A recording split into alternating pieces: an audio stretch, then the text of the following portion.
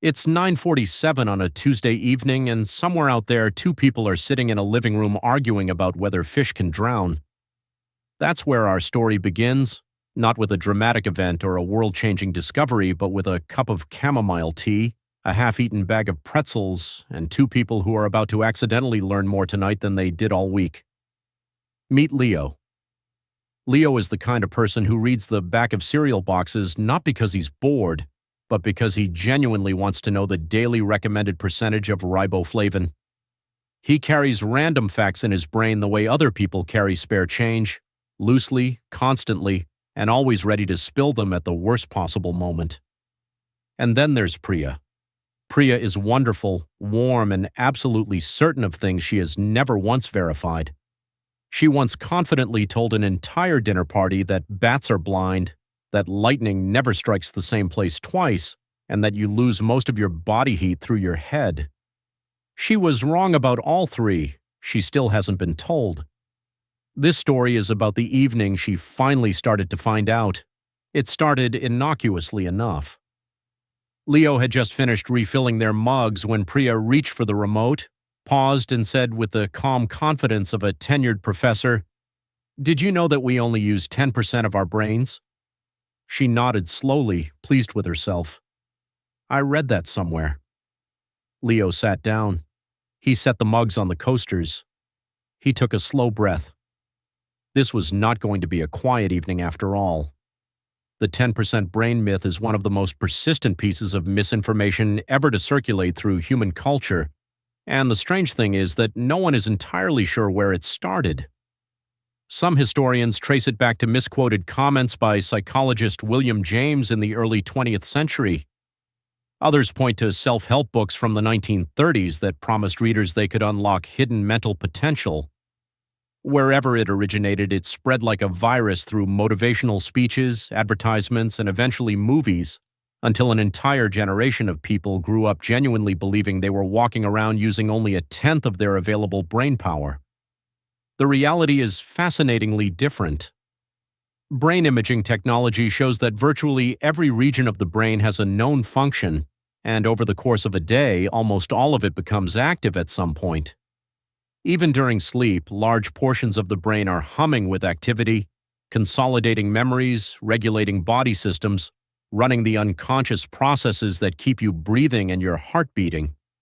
The idea that 90% is just sitting idle, waiting for you to take a weekend seminar to unlock it, simply doesn't hold up to any scientific scrutiny. Priya stared at Leo for a long moment.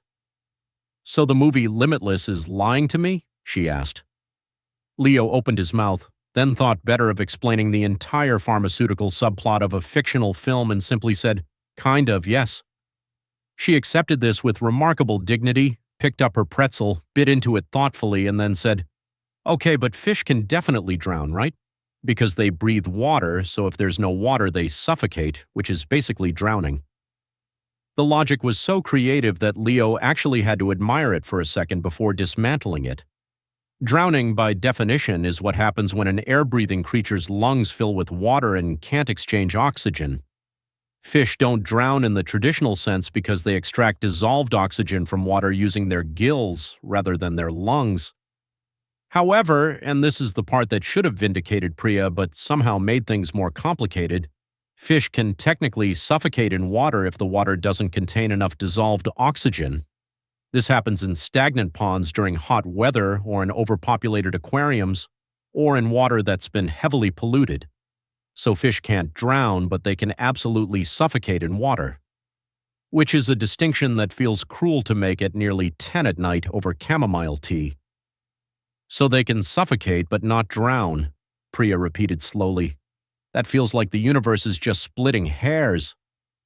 Leo pointed out that definitions matter, and Priya pointed out that Leo was the kind of person who would fact-check a birthday card. Both of these things were true. The evening should have calmed down after that, but Priya had entered what Leo privately called her myth-collecting mode, where she began surfacing every vaguely scientific claim she had ever absorbed from the internet, chain emails from 2008, and well-meaning relatives. "Okay," she said, sitting up straighter. "What about this one? Your fingernails and hair keep growing after you die." Leo put his mug down. It was going to be one of those nights. This one is genuinely understandable as a myth because there is a visual phenomenon that makes it look true. After death, the human body begins to dehydrate, and as the skin loses moisture, it shrinks and pulls back slightly. This retraction makes fingernails and hair appear longer relative to the surrounding skin, which led generations of people to conclude that growth was continuing. In reality, growth requires active cellular processes powered by glucose and oxygen, both of which stop circulating the moment the heart stops. Nothing is growing. The skin is just retreating, and what's left behind looks longer by comparison. Priya found this simultaneously more disturbing and more interesting than the original myth. "So it's an illusion," she said. "The body is just drying out and making it look longer." Leo confirmed this. She stared at her own nails for a moment. "I'm never painting my nails again," she announced, with a certainty she clearly did not intend to keep past the following weekend. The pretzel bag was running low, and Leo went to the kitchen in search of reinforcements. He came back with crackers and a small bowl of grapes, and Priya immediately picked up a grape, held it up, and said, "These are basically just tiny watermelons." Leo blinked. She elaborated. "Mostly water. Fruit is mostly water. Everything is mostly water. We're mostly water. We're all just organized water that somehow learned to argue about fish." This was actually not wrong, and Leo found himself temporarily unable to counter it. The human body is somewhere between 55 and 75% water, depending on age, sex, and body composition. Newborns clock in at around 78%.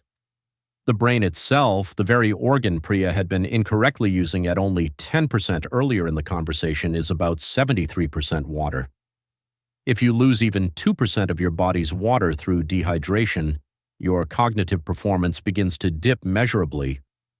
Reaction times slow. Memory becomes less reliable. Concentration frays at the edges. It's remarkable how little it takes to start affecting a system that's supposedly so complex.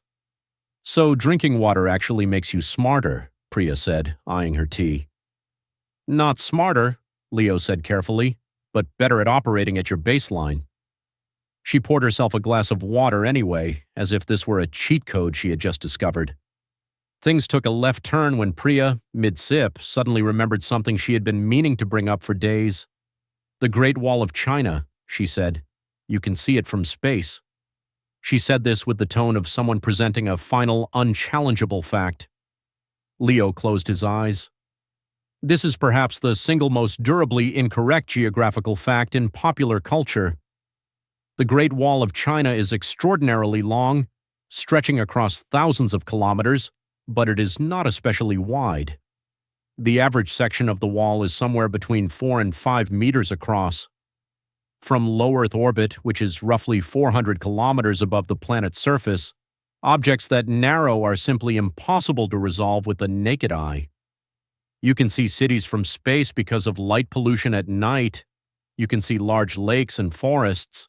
You can see the Himalayas as a wrinkle on the surface, but a 4-meter wide wall, no matter how long it is, doesn't register. Multiple astronauts, including Chinese astronaut Yang Liwei, have specifically looked for it and been unable to see it. The myth likely took hold because of a reference in a 1932 piece of writing that asserted the wall would be visible from the moon, which is even further away and makes the claim even more impossible. Priya sat with this for a long moment.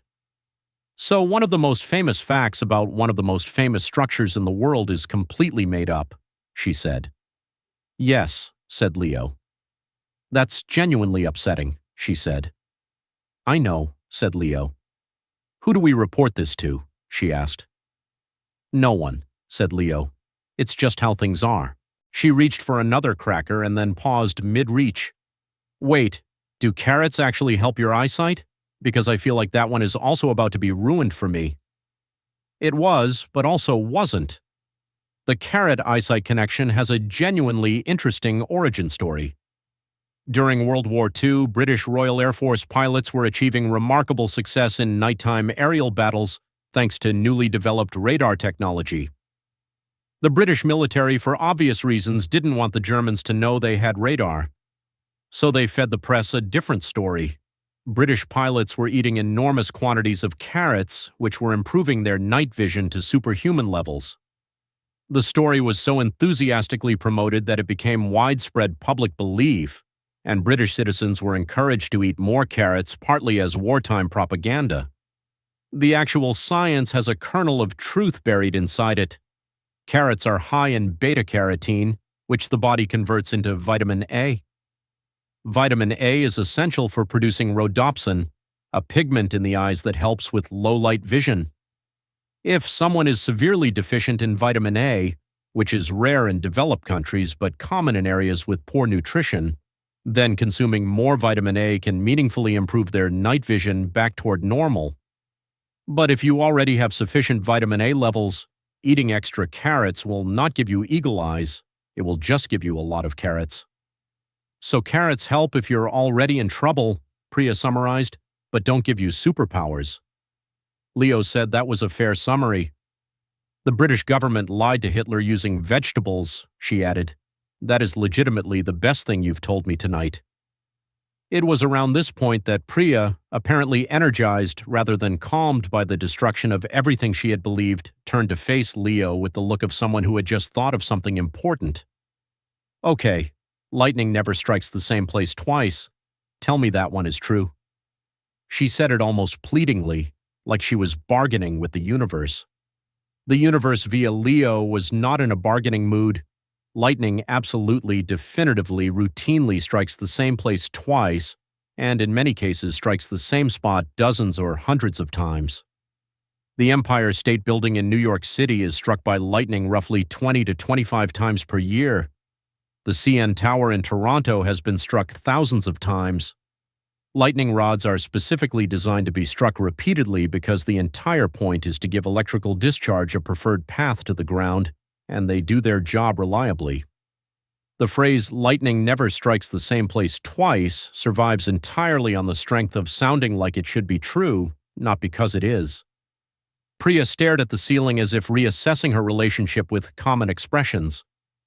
So when people say that as a comforting thing, like, "Don't worry, lightning never strikes twice," they're wrong. Leo said yes. Has anyone told the Empire State Building? Leo said it had probably figured it out. She pressed her lips together. I feel like tonight I'm becoming a different person. Leo said that was in fact how learning worked. The crackers were gone. The grapes were almost gone. The tea had been refilled twice. Outside, a light rain had started, gently, the kind of rain that makes staying indoors feel like a reward, and Priya was now in a state that Leo recognized as dangerous. She was on a roll. She had the look of someone who wanted to break one more thing before bed. Goldfish, she said. 3-second memory. I grew up my whole life being told my goldfish didn't remember me. Her voice had a genuine note of old grief in it, which was remarkable for a claim about a small freshwater fish. Goldfish memory being limited to 3 seconds is one of those myths that managed to gain traction partly because no one was particularly motivated to defend goldfish. It turns out goldfish can actually remember things for months. Researchers have trained goldfish to press levers for food, to navigate mazes, to recognize their owners, and to respond to signals that come only once a day at feeding time. One study conditioned goldfish to press a lever to receive food, then removed the lever for a month, then reintroduced it, and the fish returned to pressing it almost immediately. A creature with a 3-second memory can't do that.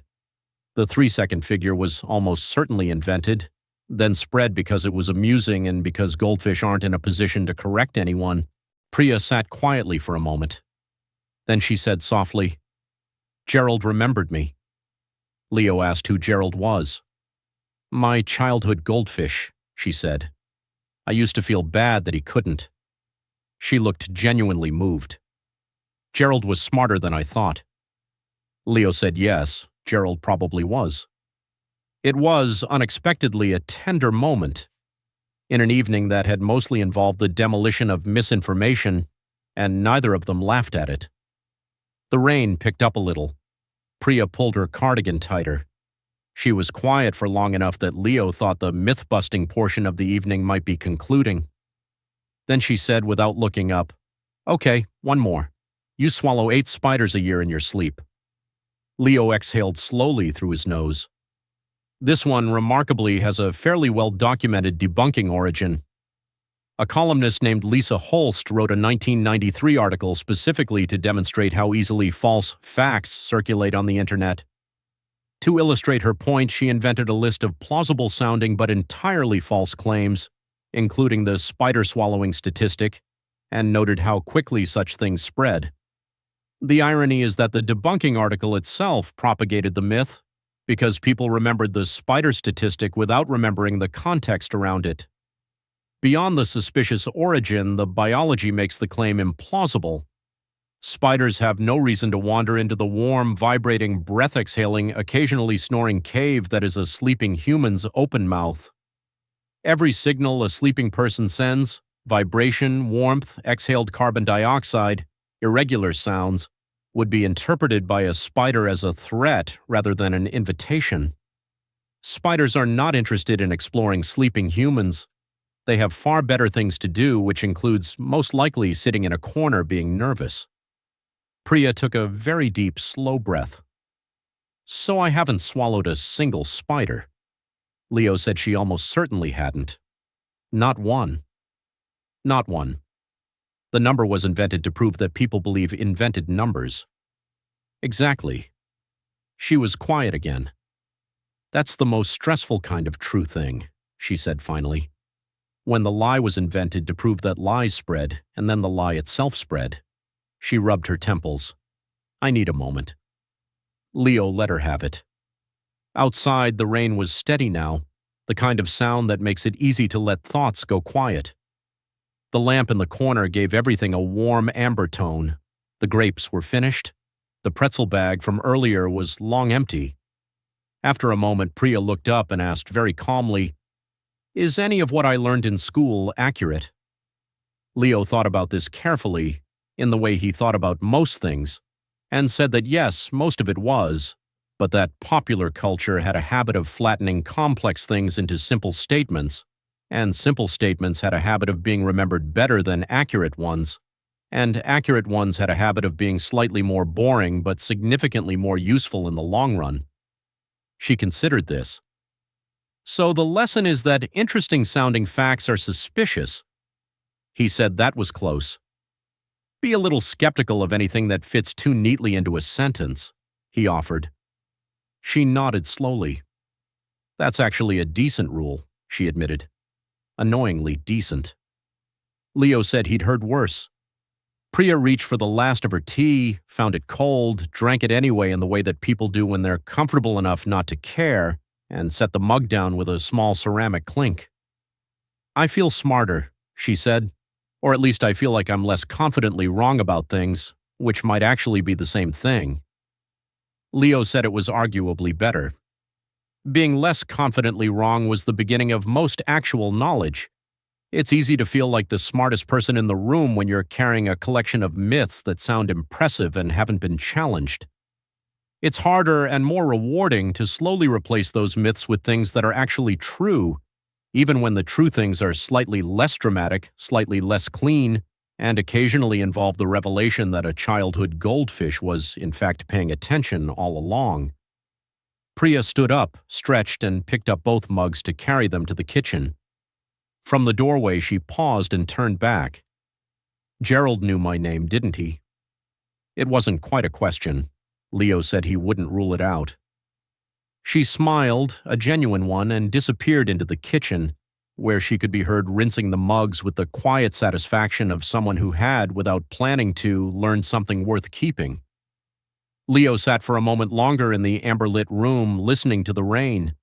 He reached over and ate the last cracker, which had been sitting there being ignored for 20 minutes.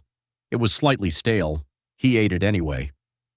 Outside, lightning flickered once in the distance, low and silent, too far away for thunder. The kind of lightning that appears briefly and disappears before you're sure you actually saw it. It struck the same tree twice.